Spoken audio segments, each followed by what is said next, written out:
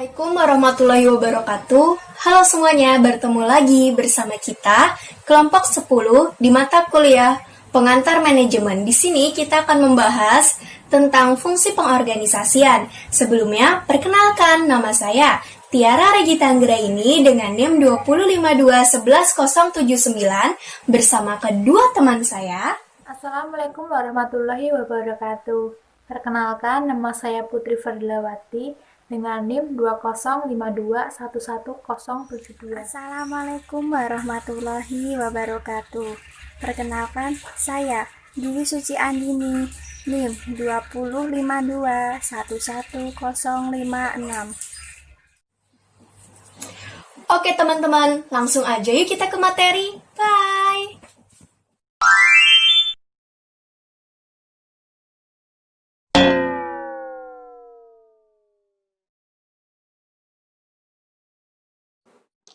Halo semuanya, kali ini aku mau ngejelasin pengertian pengorganisasian.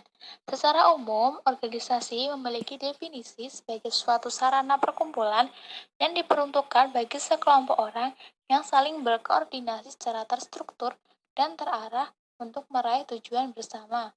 Sedangkan, menurut para ahli, salah satunya adalah Handoko, mendefinisikan organisasi sebagai suatu proses perencanaan yang meliputi penyusunan, pengembangan, dan pemeliharaan suatu struktur atau pola hubungan-hubungan kerja dari orang-orang dalam suatu kelompok kerja. Yang kedua adalah menurut Anthony, menjelaskan bahwa organisasi merupakan suatu kelompok manusia yang berinteraksi melalui berbagai kegiatan secara terkoordinasi untuk mencapai tujuan, di mana pada dasarnya bahwa setiap individu tidak dapat mencapai tujuan secara sendiri-sendiri.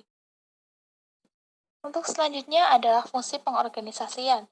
Organisasi akan berjalan dengan baik apabila fungsi di dalam pengorganisasian dilakukan dengan baik.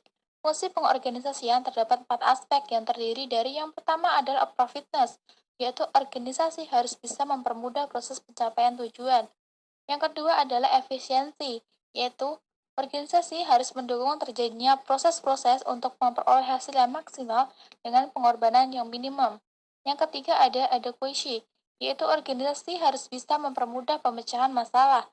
Yang keempat ada effectiveness, yaitu organisasi harus bisa mewadai proses usaha serta proses manajemen yang dibutuhkan untuk mencapai sebuah hasil. Untuk selanjutnya adalah pengertian pendelegasian wewenang. Yang pertama menurut Hasibuan, pendelegasian wewenang adalah memberikan sebagian pekerjaan atau wewenang oleh delegator kepada delegate untuk dikerjakannya atas nama delegator. Yang kedua adalah Ralsei Davis, pendelegasian wewenang hanyalah tahapan dari suatu proses ketika penyerahan wewenang berfungsi melepaskan kedudukan dengan melaksanakan pertanggungjawaban. Yang ketiga adalah Harold Snow and Carly O'Donnell. Semua pendelegasian wewenang merupakan pokok yang didapat kembali oleh si pemberi wewenang. Hal itu adalah suatu sifat wewenang. Si pemilik wewenang atau manajer tidak selamanya menyelesaikannya sendiri kekuasaan ini dengan menyerahkan wewenang itu. Selanjutnya adalah sifat pendelegasian wewenang. Seorang manajer harus berpedoman dalam pendelegasian wewenang kepada seorang bawahan berdasarkan job description dari bawahan yang bersangkutan. Secara tepat, pihak bawahan menerima wewenang dari atasan, tetapi pada saat yang sama, atasan yang bersangkutan masih tetap memiliki wewenang tersebut. Pemimpin atau delegator tidak hilang haknya terhadap wewenang yang telah didelegasikan. Jadi, wewenang itu menjadi milik bersama delegator dan delegate sehingga tugas-tugas atau wewenang yang didelegasikan itu masih dapat dikerjakan sendiri oleh delegator. Salah satu contohnya adalah Muhammad Nur sebagai delegator, mempunyai wewenang sebesar X plus Y, kemudian mendelegasikan wewenangnya sebesar Y kepada Mustika sebagai delegate, karena dua karakteristik wewenang Muhammad Nur masih tetap sebesar X plus Y, walaupun ia telah mendelegasikan wewenangnya kepada Mustika sebesar Y. Asas pendelegasian wewenang di antaranya yaitu A. Asas kepercayaan, B. Asas delegasi atas hasil yang diharapkan, C. Asas penentuan fungsi atau kejelasan tugas, D. Asas rantai berkala. E. asas keseimbangan wewenang dan tanggung jawab. F. Asas pembagian kerja. G. Asas efisiensi. H. Asas kemutrakan tanggung jawab. Manfaat pendelegasian wewenang.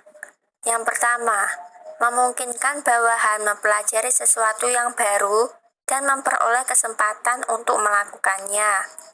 Yang kedua, mendorong tercapai keputusan yang baik dari berbagai hal.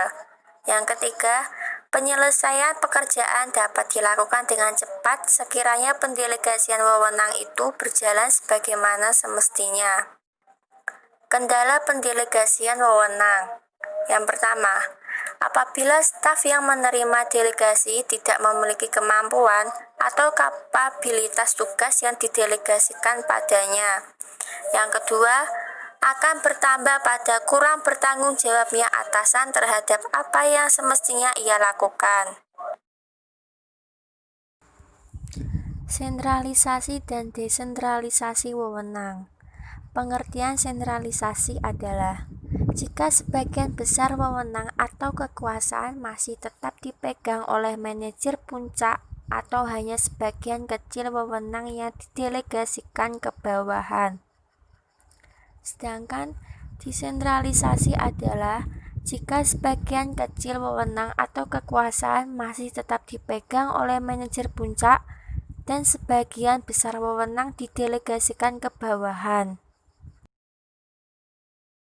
Faktor yang menentukan tingkat delegasi wewenang, apakah termasuk sentralisasi ataukah desentralisasi?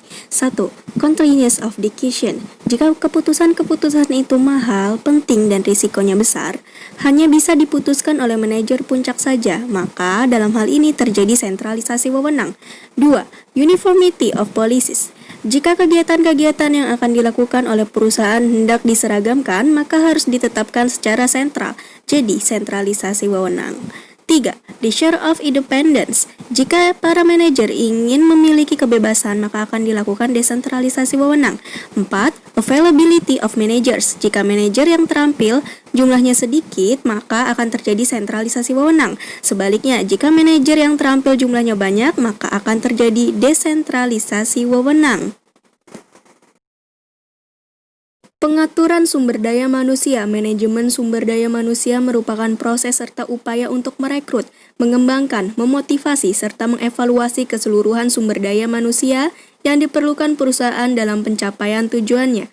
Hal ini mencakup dari mulai memilih siapa saja yang memiliki kualifikasi dan pantas untuk menempati posisi dalam perusahaan, hingga bagaimana agar kualifikasi ini dapat dipertahankan, bahkan ditingkatkan serta dikembangkan dari waktu ke waktu. Oleh karena itu, manajemen sumber daya manusia ini merupakan proses yang berkelanjutan, sejalan dengan proses operasionalisasi perusahaan. Maka, perhatian terhadap sumber daya manusia ini memiliki tempat yang khusus dalam organisasi perusahaan. Tentang proses manajemen sumber daya manusia, yang pertama adalah Human Resource Planning, merencanakan kebutuhan dan pemanfaatan sumber daya manusia bagi perusahaan. Yang kedua, Personnel Procurement, mencari dan mendapatkan sumber daya manusia termasuk di dalamnya recruitment, seleksi, dan penempatan serta kontrak tenaga kerja. Yang ketiga, Personnel Development, mengembangkan sumber daya manusia termasuk di dalamnya program orientasi tenaga kerja, pendidikan, dan pelatihan. Yang keempat adalah Personnel Maintenance, memelihara sumber daya manusia termasuk di dalamnya pemberian, penghargaan, insentif, jaminan kesehatan dan keselamatan tenaga kerja. Yang terakhir atau yang kelima, Personnel Utilization, memanfaatkan dan mengoptimalkan sumber daya manusia termasuk di dalamnya promosi, demosi, transfer, dan juga separasi.